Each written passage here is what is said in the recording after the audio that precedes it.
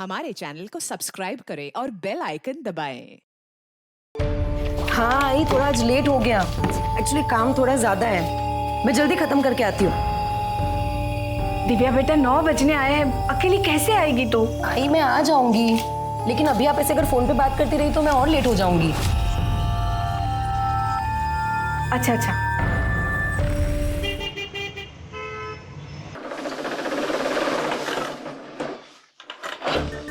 मधु, हाँ दीदी। आज लेट हो गया ना, हाँ और काम भी खत्म नहीं हुआ।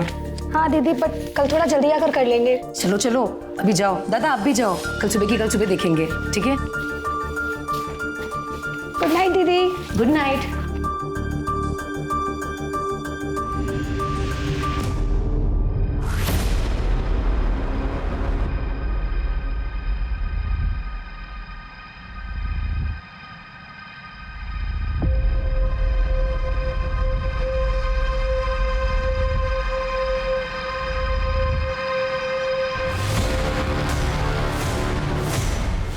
हटो मेरे रास्ते से।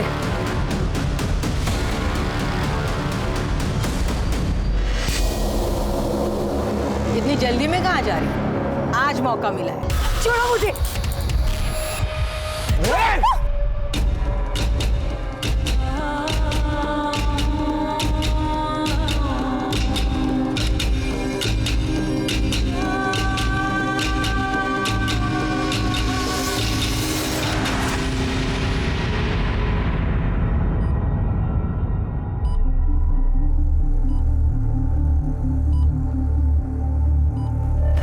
दिव्या बेटा, दिव्या, दिव्या बेटा,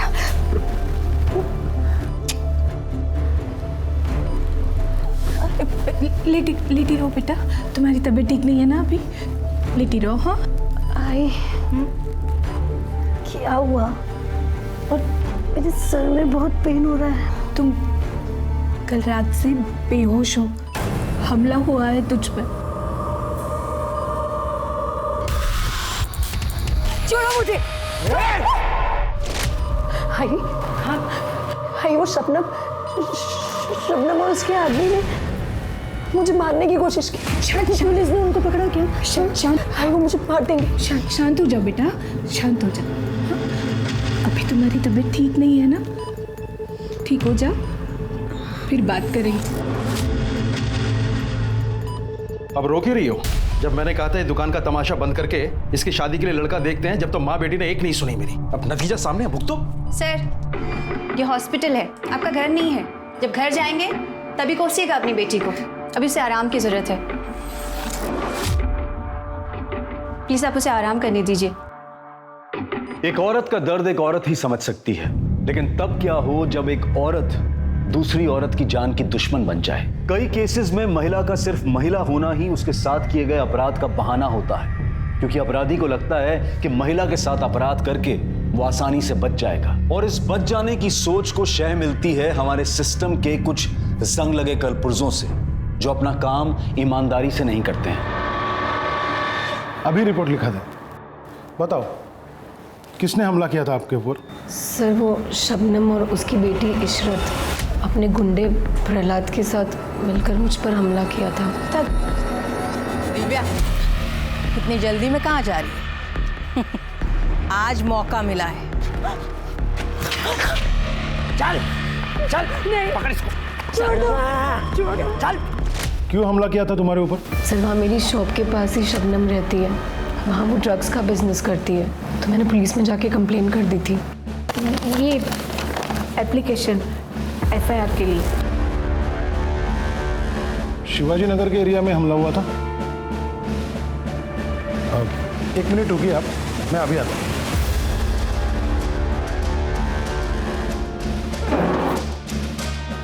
गिरफ्तार कर लो इसे। अरे ये क्या कर रहे हैं आप? मेरी बेटी को गिरफ्तार क्यों कर रहे हैं? उसने क्या किया है? हाँ? आपके बेटी के खिलाफ शबनम और इशरत के ऊपर जानलेवा हमला करने के साथ साथ शांति भंग और दंगा भड़काने की कोशिश की FIR दर्ज है। हम तो पिछले हफ्ते से इसे ढूंढ रहे हैं। मगर ये हॉस्पिटल में जाके छुप कर बैठी थी। लेके जाओ इसे। अरे सर ये आप क्या कर रहे हैं? अरे उसकी हालत तो देखी, ठीक से खड़ा भी नहीं रहा जा सकता उससे, और आप कह रहे हैं कि उसने दंगा भड़काने की कोशिश की। रिपोर्ट दर्ज हुई है तो गिरफ्तार तो करना ही होगा। साहब ये सब शबनम और इज्जत की साजिश है, मेरी बेटी के खिलाफ उसने कुछ नहीं किया। देखिए कौन क्या साजिश कर रहा है वो हम देख लेंगे। नहीं आप हट जाइए, आप लेके जाए उसे। नहीं, मेरी बेटी को मत लेके जाइए, उसने कुछ नहीं किया। प्लीज प्लीज सर, दिव्या साहब मेरी बेटी ने कुछ नहीं किया, उसे छोड़ दीजिए, उसे गिरफ्तार मत कीजिए। मैं पैर पड़ती हूँ आपके साहब, मेरी बेटी ने कुछ नहीं किया। साहब मेरी बेटी ने कुछ नहीं किया। लगता है एक बार की पिटाई से तुझे समझ नहीं आया, दोबारा पीटना पड़ेगा।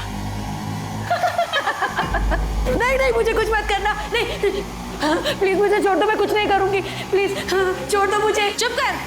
कौन मारा तुझे? कोई नहीं यहाँ पे, चुपचाप से सो जा। सोने भी नहीं देती।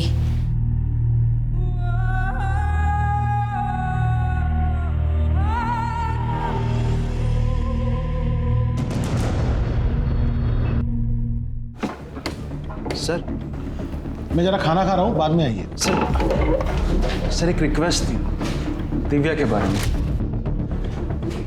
उसे रिहा कर दीजिए सर, उसकी तबीयत ठीक नहीं है। ऐसे कैसे रिहा कर दूं मैं उसको? एफआईआर है उसके खिलाफ। अब कोर्ट ही फैसला करेगा कि उसको रोकना है या छोड़ना है। सब कोर्ट को ही फैसला लेना है तो शबनम इशरत और उसके आदमियों के खिलाफ हमारा भी एफआईआर लिखिए। हमारी बेटी पे हमला करवाया उसने। चलो मान लिया, कर ली मैंने एफआईआर दर्ज, शबनम और उसकी बेटी को अरेस्ट भी करा लिया। मगर जब कोर्ट मुझसे पूछेगी तो क्या कहूंगा मैं? साहब रिहा कर दीजिए ना। ये रिवेंज पॉलिटिक्स मेरे यहाँ नहीं चलेगी। आप चली जाइए। साहब मेरी बेटी को बुखार है, उसकी तबीयत भी ठीक नहीं है। देखिए आप जाइए, खाना खाने दीजिए मुझे।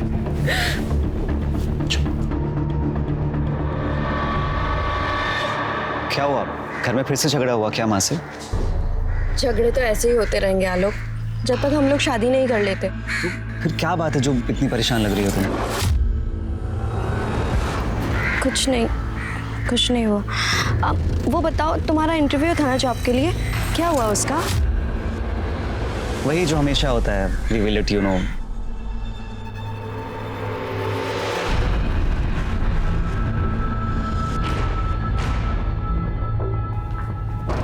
ये क्या कर रहा है यहाँ पर?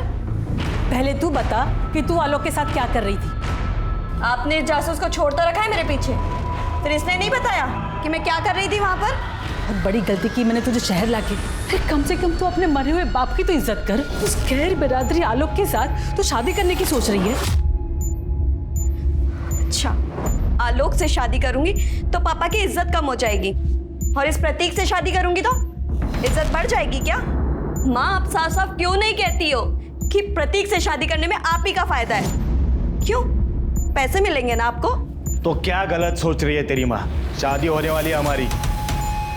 शादी के लिए मैंने नहीं बोला तुम्हें। कान खोल के सुन लेनी थी, तुझे प्रतीक से शादी करनी ही पड़ेगी, चाहे कुछ भी हो जाए।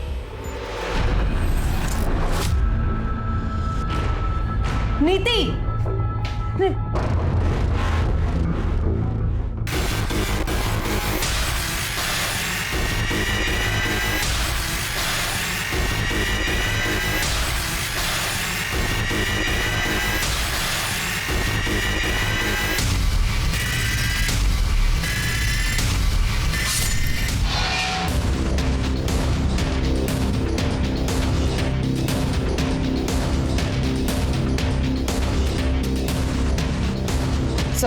चलो हटो चलो।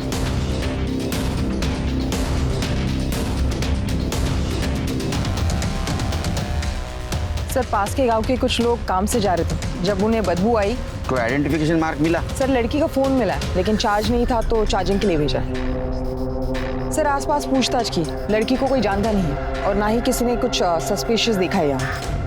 एम्बुलेंस को बुलाओ, आसपास सर्च करो, कुछ मिलता है क्या? मोबाइल चार्जिंग के लिए कहाँ लगाया? गाड़ी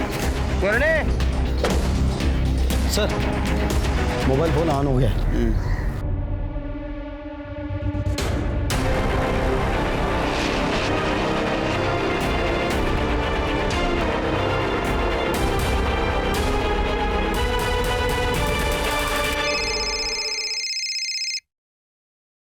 हेलो नीति, कौन बोल रहा है? आप कौन बोल रहे हैं? मैं इंस्पेक्टर सुनील केलकर बोल रहा हूँ। आप कौन बोल रहे हैं? सर मैं आलोक शर्मा बोल रहा हूँ, लेकिन ये नंबर तो नीति का है। आप उसके फ़ोन से फ़ोन क्यों कर रहे हैं? नीति? कौन नीति? सर मेरी फ्रेंड है, लेकिन हुआ क्या है? हमें एक लड़की की लाश मिली है, हमें लगता है ये नीति की है। उसके फैमिली को इन्फॉर्म करना है, उसके घर का एड्रेस दो और तुम्हारा भी एड्रेस दो। जया नाम उसकी माँ का।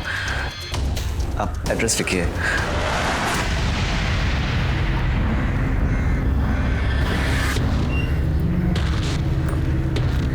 ईश्वर जी, पुलिस तो हमारी बात ही नहीं सुन रही है। सब अब आप ही कुछ कीजिए ना प्लीज।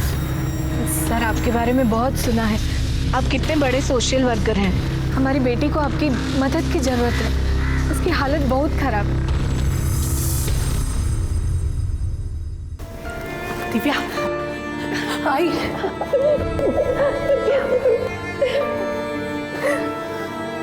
तो ठीक है ना? हाँ, अब बुखार भी नहीं है। हाय हाय, ये कौन है? कहीं से शबनम ने तो नहीं भेजा है मुझे मारने के लिए? नहीं बेटा नहीं। देखो बेटा, मुझे यहाँ किसी ने नहीं भेजा है, मैं तुम्हारी मदद करने के लिए आया हूँ। बेटा ये ईश्वर जी हैं, हमारी मदद करने आए हैं, तुम्हें जेल से बाहर निकालने। दिव्या बेटा, मेरी बात ध्यान से सुनो। अगर तुम मुझे फिर से एक बार बता सको कि क्या हुआ था उस रात, तो मैं ज्यादा अच्छे से तुम्हारे केस को समझ पाऊंगा। सर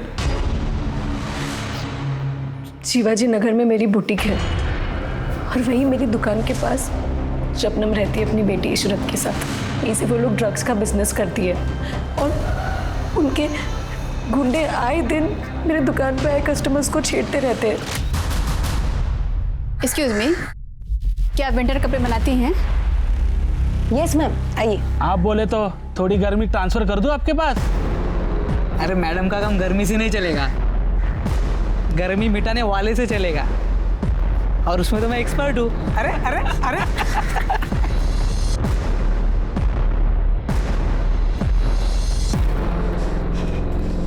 क्या बात है मैडम, इतने जल्दी गर्मी मिटाने के लिए आ गई? लगता है ठंड बहुत बढ़ गई है।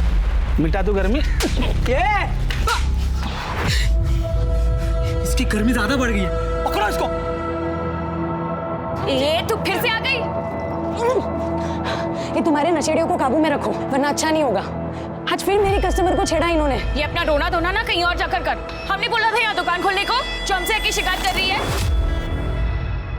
ये एरिया तुम्हारा नहीं है जो हर एक काम तुमको पूछ के करूं। अगर नहीं सुधरे ना तो पुलिस में जाके तुम सबकी कंप्लेंट करूंगी। पुलिस में जाएगी? हाँ जाऊंगी, और ये तुम्हारा जो काला धंधा है ना, उसका काला चिट्टा पुलिस को पता के रहूंगी। देख लो भाई लोग, पुलिस में जाने का बोल रही है, तुम सबको जेल में भिजवाएगी। इसका क्या करना है देख लो तुम लोग। इसके पास जाएगी? हाँ, पुलिस के पास जाएगी? हाँ, पुलिस के पास जाएगी? छोड़ो उसे, पीछे पीछे। और तू आज आई तो आई, आज के बाद इधर दिखना भी मत। हर बार तुझे बचाने नहीं आऊंगी मैं। चल यहाँ से। किसी तरह से मैं भागी वहां से। मुझे अपनी दुकान को बचाना था, इसलिए मैंने जाके पुलिस में कंप्लेंट की। पुलिस भी पूछताछ का बहाना करके वहां से लौट आई।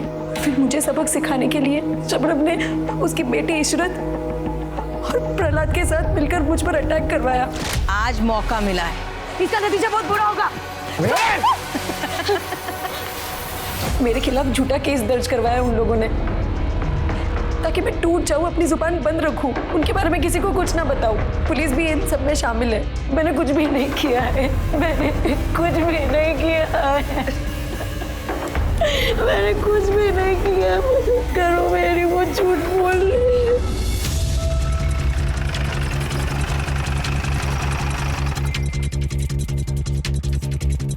जय और उसकी बेटी नीति इसी घर में रहते हैं ना? जी साहब, क्या हुआ? घर में ताला लगा हुआ है, आप बता सकते हैं कहाँ गए होंगे? ठीक से तो याद नहीं है, लेकिन 3-4 दिन पहले दोपहर का टाइम था, तब जय को देखा था मैंने।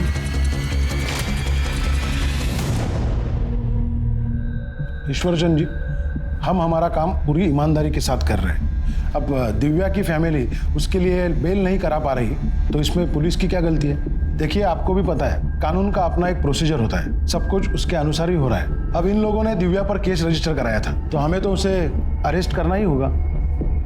वो सब तो मैं जानता हूँ इंस्पेक्टर साहब, और प्रोसीजर भी मुझे पता है, मगर जिस कानून की आप बात कर रहे हैं उसी कानून के हिसाब से बताइए कि दंगे करने के लिए किसी एक औरत को ही आरोपी बनाकर जेल में कैसे भेजा जा सकता है, जबकि एक पार्टी जेल के अंदर है और दूसरी बाहर आजाद घूम रही है। और हाँ, आपने तो इन लोगों के खिलाफ कोई केस तक दर्ज नहीं करवाया। क्योंकि कोई केस था ही नहीं। हाँ, मैं मानती हूँ इशरत और दिव्या का झगड़ा हुआ था, लेकिन वैसे नहीं जैसे दिव्या ने आपको बताया।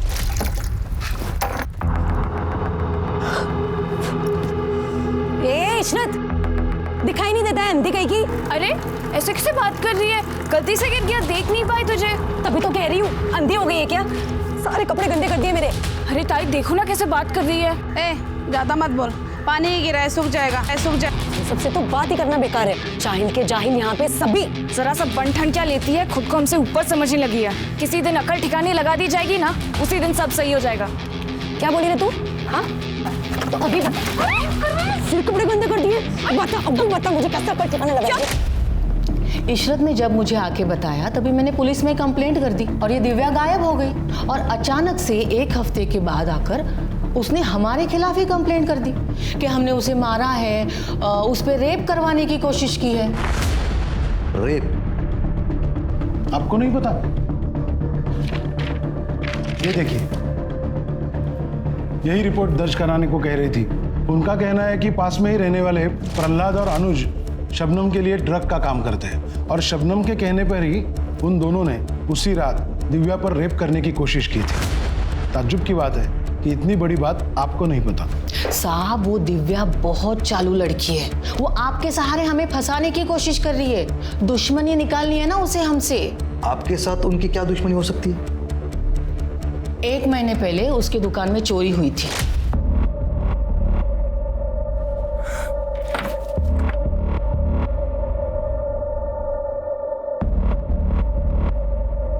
ज्यादा बड़ा नुकसान तो नहीं हुआ ना बेटा? बंद करो ये ड्रामा। मैं ये बात अच्छे से जानती हूँ, इस मोहल्ले के लोगों की हरकत है ये। सबके सब एक जैसे हो।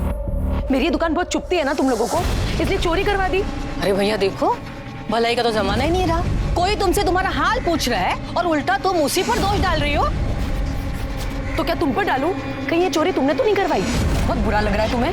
ए, जबान संभाल के, अम्मी है वो मेरी। इशरत, चल यहाँ से। हमें रोकने की कोई भी जरूरत नहीं है। इशरत, एफआईआर देखिए। आप ये एफआईआर की कॉपी देखिए। दिव्या ने उस चोरी में भी हमें नामजद किया था ताकि हमें जेल हो सके, लेकिन वो कामयाब नहीं हो पाई। इसीलिए उसने दूसरी साजिश रची जिससे हम जेल पहुंच जाए।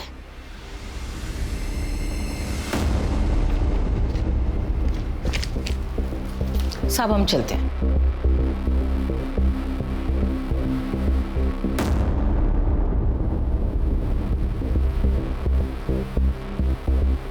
ईश्वरचंद जी, माँ बेटी दोनों मिलकर घुमा रहे पूरे मामले को। आपसे कुछ कह रही है और पुलिस से कुछ और। इंस्पेक्टर साहब, इस केस की सच्चाई जो भी हो, मगर एक सच्चाई जरूर है कि इस पूरे मामले में पुलिस ने एक तरफा कार्रवाई करके दिव्या को जेल भेजा है, जबकि उसकी हालत देखते हुए दिव्या को जेल में नहीं हॉस्पिटल में होना चाहिए था। मैं समझता हूँ, लेकिन सिस्टम ने मेरे हाथ बांध के रखे हैं। और ईश्वर जी, जेल के हॉस्पिटल में दिव्या का इलाज चल रहा है और दिन ब दिन उसकी हालत भी सुधर रही है। नहीं, जेल के हॉस्पिटल में नहीं, हम लोग दिव्या की बेल के लिए अप्लाई कर रहे हैं। पुलिस विरोध नहीं करेगी ऐसी मैं आपसे उम्मीद करता हूँ इंस्पेक्टर साहब। ठीक है, आप बेल के लिए अप्लाई कीजिए, पुलिस विरोध नहीं करेगी। जी शुक्रिया।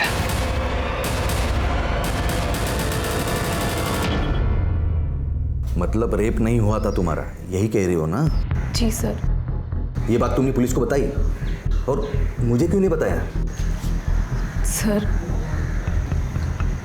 सब कुछ इतना जल्दी जल्दी हुआ कि कुछ भी याद रखना मुश्किल हो रहा था।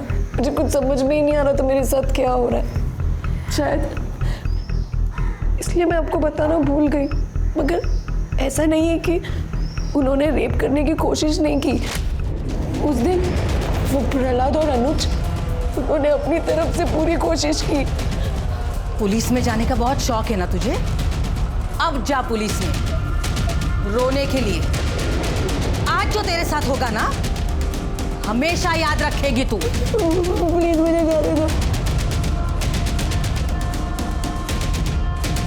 छोड़ दो मुझे, प्लीज बोलिए ना आप।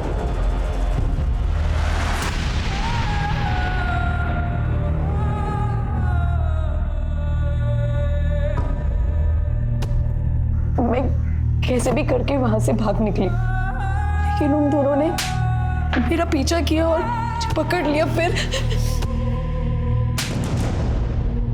देखो दिव्या, मैं तुम्हारी मदद करना चाहता हूँ, मगर इसके लिए तुम्हें मुझे सब कुछ बताना होगा, वो भी सच सच और शुरू से। जब मैंने आपको सब कुछ बताया वो सच ही है। नहीं, अभी पूरा सच नहीं बताया।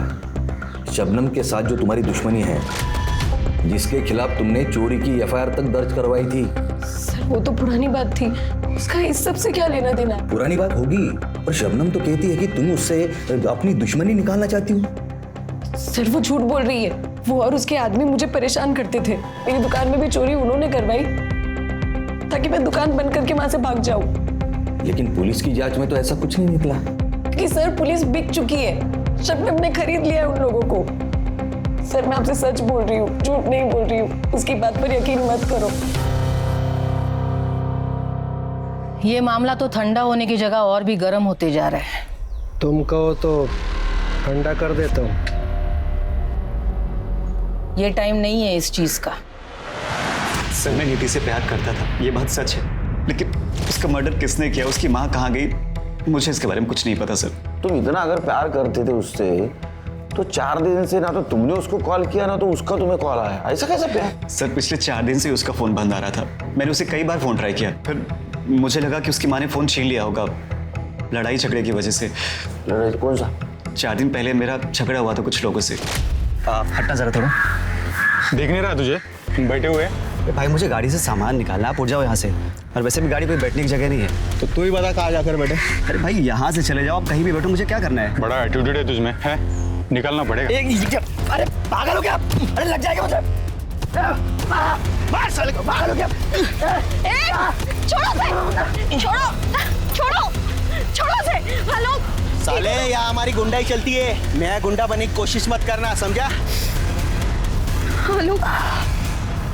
नीति को लगा कि जिन लोगों ने मुझ पे हमला किया था उसकी माँ जया और प्रतीक के कहने पे किया था, ताकि हम दोनों एक दूसरे से मिल ना पाए। प्रतीक कौन है? सर जया उसकी माँ नीति की शादी प्रतीक से करवाना चाहती थी। नीति प्रतीक को पसंद नहीं करती थी। मेरी अलग कास्ट होने की वजह से उसकी माँ जया मुझे पसंद नहीं करती थी।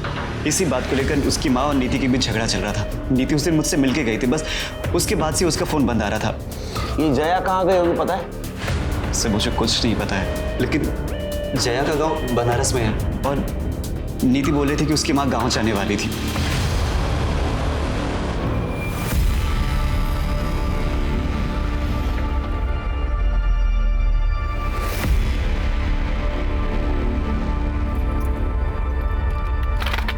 और पुलिस के क्या हाल है? परेशान होने वाली कोई बात नहीं है, सेटलमेंट हो रहा है धीरे धीरे।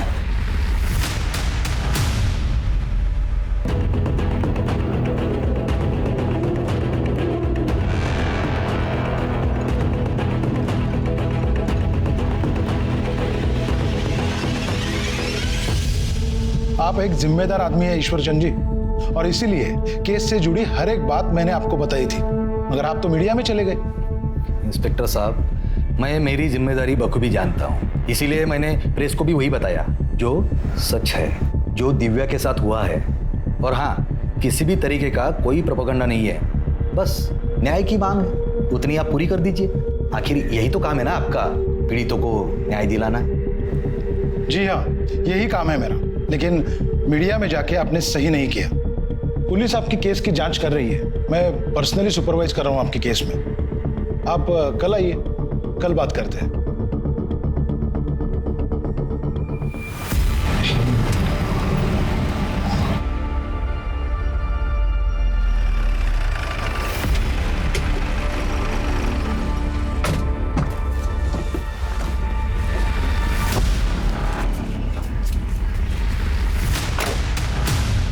सोचा था?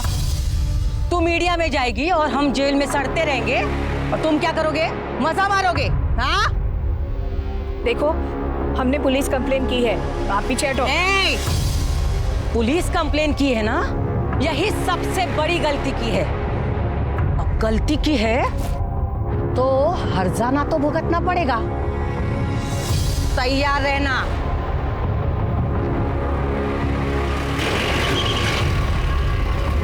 चल बेटा अंदर, अंदर चल। आजा बेटा, अंदर। ये क्या नया तमाशा है तुम दोनों का, जो पेपर में खबर छपी है इसकी? ये ले, पढ़ी से। बाबा, वो शबनम और प्रहलाद अभी। चुप, एक शब्द नहीं सुनना है तेरे मुंह से। और तू, एक पैसे की अकल नहीं है क्या तेरे में? है?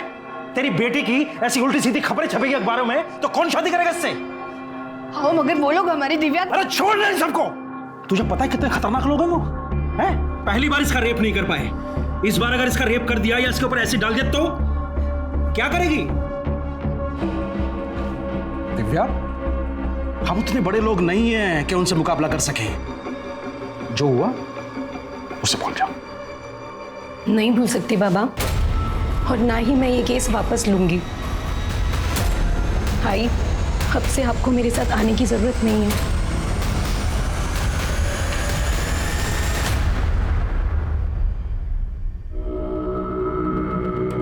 मुझे सर से मिलना है। देखिए मैडम, थोड़ा वेट कीजिए, सर बिजी है। जैसे ही फ्री होते हैं मैं आपको बुला देता हूँ।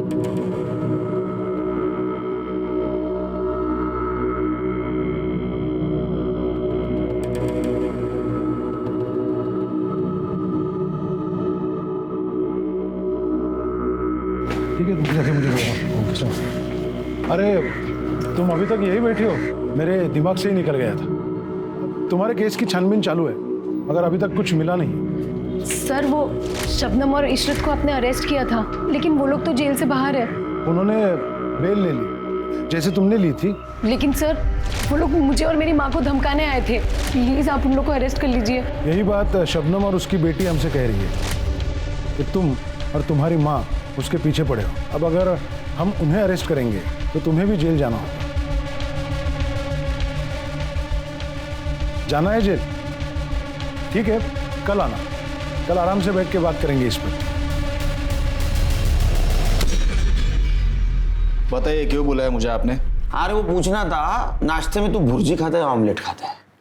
मतलब? नीति के मर्डर केस के बारे में बातचीत करनी तेरे से।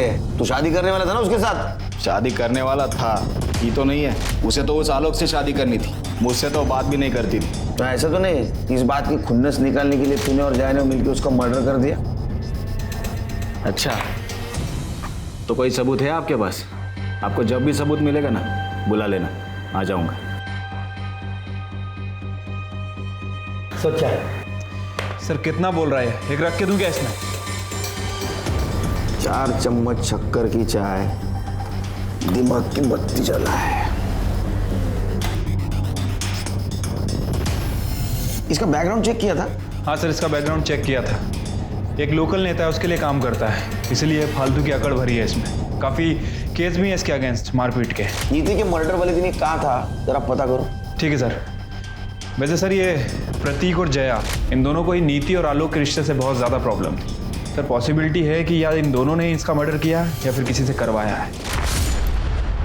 सर आलोक सही कह रहा था। हमने बनारस में जया के गांव से पता किया। नीति के मर्डर के अगले दिन ही वो अपने गांव पहुंची है। नीति के मर्डर के अगले दिन जया को लेके आओ। क्या भाई कल्याण, किसका कल्याण करने जा रहे हो?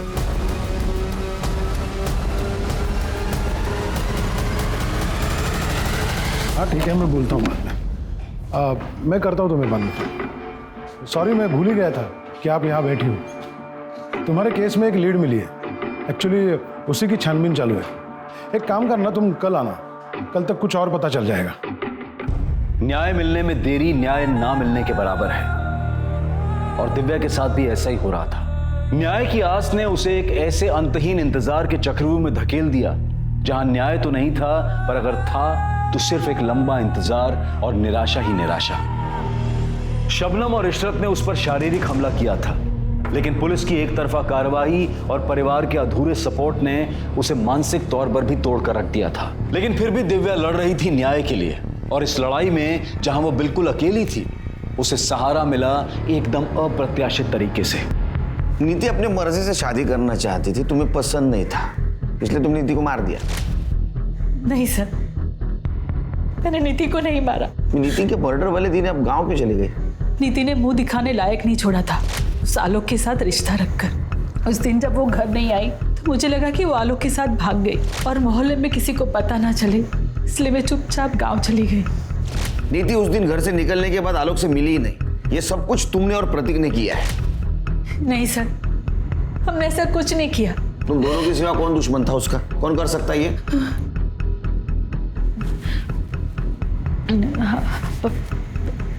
प्रहलाद। छोड़ो! पकड़! What?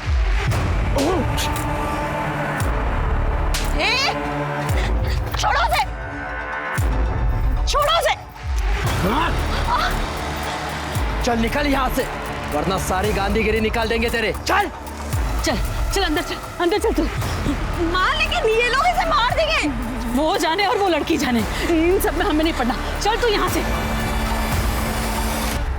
एरिया का गुंडा है सर, सभी उससे बहुत डरते हैं। नीति के मर्डर से इसका क्या लेना देना?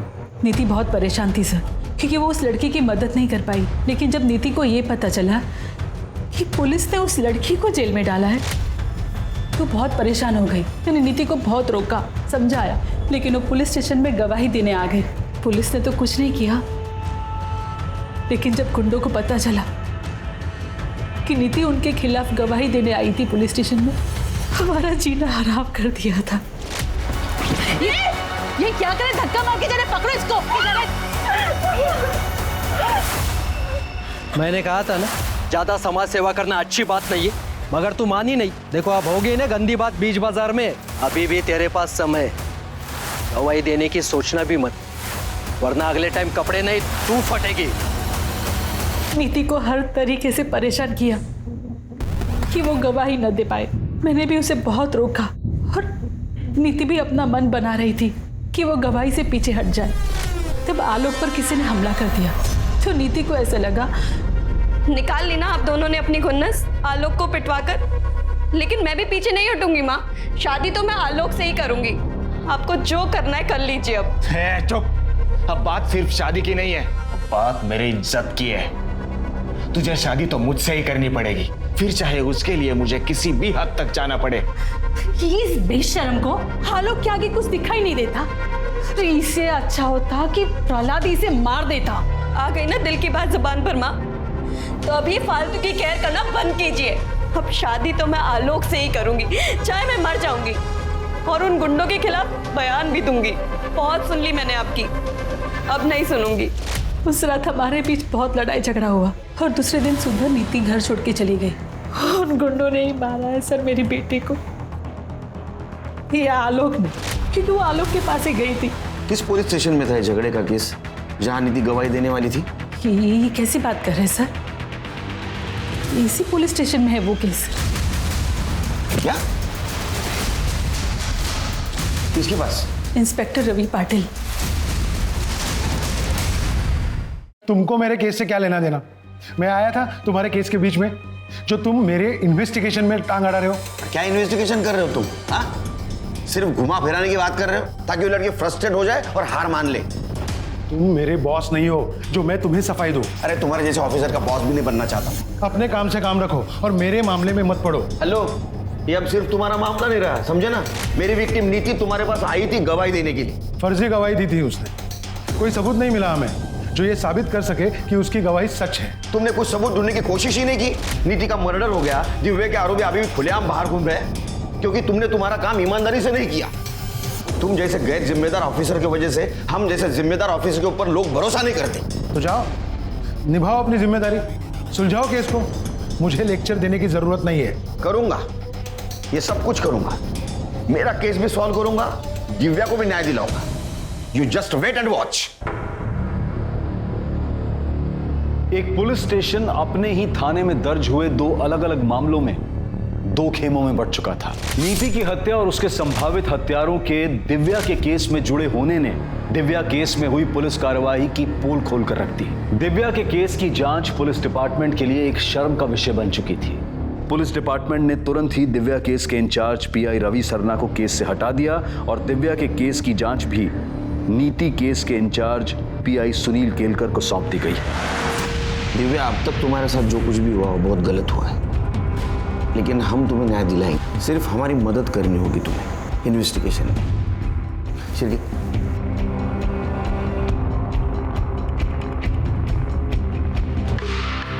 इसे जानती हो? नहीं सर, कौन है ये? ये लड़की तुम्हारे लिए गवाही देने वाली थी, लेकिन इसका मर्डर हुआ और हमें ऐसा लगता है कि तुम्हारे केस से जुड़े होने के कारण उसका मर्डर हुआ है। क्या सर, इस लड़की का मर्डर हुआ है? मतलब आप हमें फिर भी केस लड़ने के लिए बोल रहे हैं? सर बहुत खतरनाक लोग हैं वो। आप हर समय तो हमारे साथ रहेंगे नहीं हमें बचाने के लिए। जाने दीजिए सर, हमें कोई केस वेस नहीं लड़ना है। अरे नहीं नहीं, चिंता करने की बिल्कुल कुछ जरूरत नहीं। हाँ, अब ये केस मेरे पास है, इसे कुछ नहीं होने दूंगा मैं। एक लंबी लड़ाई के बाद दिव्या को न्याय की उम्मीद दिखी थी, मगर किस्मत का खेल अभी खत्म नहीं हुआ था और इस बार किस्मत उसके साथ जो खेल खेलने वाली थी वो दिव्या पर बहुत भारी पड़ने वाला था। साहब मेरी बेटी को मार डाला, मार डाला। गुंडे भेजे थे उसको मारने के लिए और पुलिस कुछ नहीं कर पाई। मार डाला मेरे बच्चे को। सर, दिव्या घर पे अकेली थी। उसकी माँ बाजार गई थी और उसके पापा काम से गए थे। किसी पड़ोसी ने देखा है या किसी को आते हुए? नहीं सर, दोपहर का टाइम था तो सब लोग अपने अपने घर पे थे, तो कोई विटनेस नहीं है। घर का कोना कोना छान मार, अड़ोस पड़ोसी से बात करो और ड्रग रैकेट में जितने भी मेंबर हैं सबको उठा लाओ।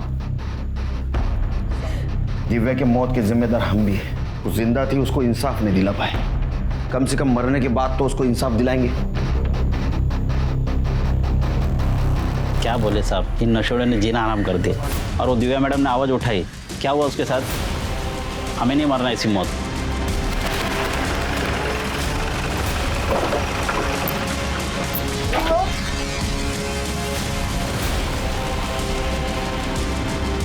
सर, अनुज और प्रहलाद घर पे नहीं है और ये बताने को तैयार नहीं वो कहाँ है। अंदर डालो इसे, चल। दिव्या के साथ तो मारपीट यही हुई थी, अगर बोलेगा कोई कैसे? और शबनम और उसके गुंडे सब मुझसे डरते, मैं भी डर गया था। ये स्टेटमेंट थाने चल के दे सकते हो? स्टेटमेंट क्या, आप अगर सुरक्षा की गारंटी दो तो मैं अपने घर का सीसीटीवी फुटेज आपको बता सकता हूँ। Very good. बता, कहाँ है अनुज, कहाँ है प्रहलाद? हमें कुछ नहीं पता, हम सच कह रहे हैं।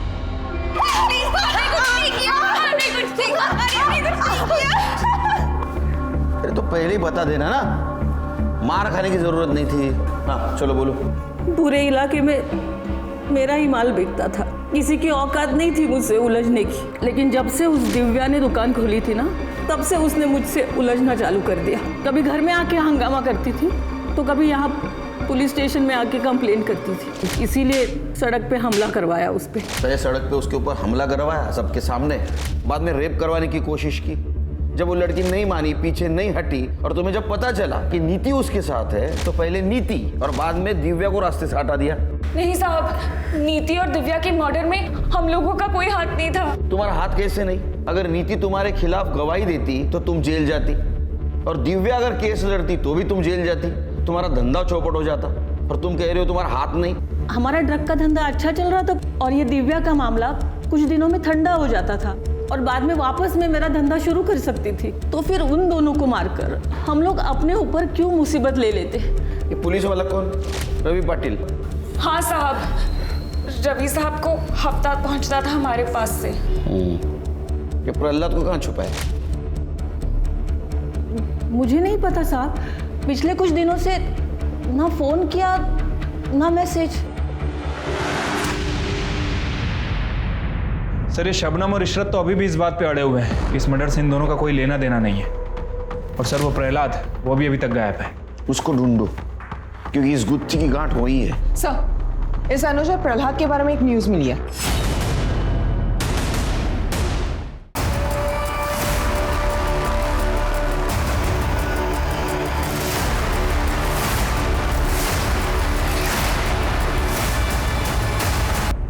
सर ये गुत्थी तो सुलझने के बजाय और उलझती जा रही है। हाँ सर, ये प्रहलाद अपना प्राइम सस्पेक्ट था। सर मुझे लगता है कि यहाँ कोई पार्टी वगैरह चल रही थी। पहले इन लोगों ने शराब पी और फिर मौका देखकर इन्हें मार के निकल गया। नितिन, दिव्या, प्रहलाद और अनुज, इनका कनेक्शन किसी न किसी तरह से इस ड्रग रैकेट से जरूर है, क्योंकि पहले नितिन, बाद में दिव्या, अब ये दोनों। मतलब ये जो कातिल है ये अपने खिलाफ जितने भी सबूत है सब मिटाते जा रहा है। ये हत्याकांड की जड़ें इस ड्रग रैकेट से जरूर जुड़ी है। इसको खोदो, कातिल यही मिलेगा। हाँ तो शबनम अब ये बता कि वो तीसरा आदमी कौन है जिसे प्रहलाद अपना दोस्त समझता था लेकिन वो उसका दुश्मन निकला। सब मुझे क्या पता, वो काम करता था मेरे लिए, मैं घरवाली नहीं थी उसकी। मैडम, प्रहलाद तो अपनी गैंग का बॉस था, उसे कौन मार सकता है? ये बात तो मुझे भी नहीं समझ में आ रही है। क्या पता साहब कौन दोस्त था प्रहलाद का। वैसे भी इस काम में कौन दोस्त कब दुश्मन बन जाए कुछ कह ही नहीं सकते। साहब, आप शबनम के ग्रुप के ज़्यादातर लोगों को पकड़ चुके हैं, पर अगर आप रैकेट पे ही नजरें जमाए रखोगे तो बाहर कैसे दिखेगा? साफ साफ बोल, कहना क्या चाहता है? कहना यही चाहता हूँ साहब, शबनम के सप्लायर को पकड़िए, क्योंकि वो बाहर रहकर भी उसके अंदर ही काम कर रहा है कौन है शबनम का सप्लायर? साहब, उसको मैं डायरेक्ट नहीं जानता था, एक आदमी था हम दोनों के बीच में। प्रहलाद? नहीं साहब, वो प्रहलाद नहीं था। फिर कौन था?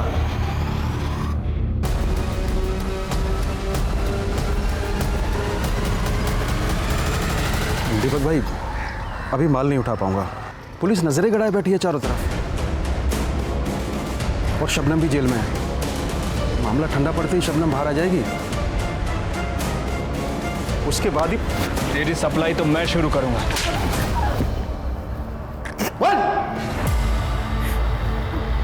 मुझे गांजा पीने की लत थी साहब, बाकी लोगों की तरह मैं भी शबनम से गांजा लेता था।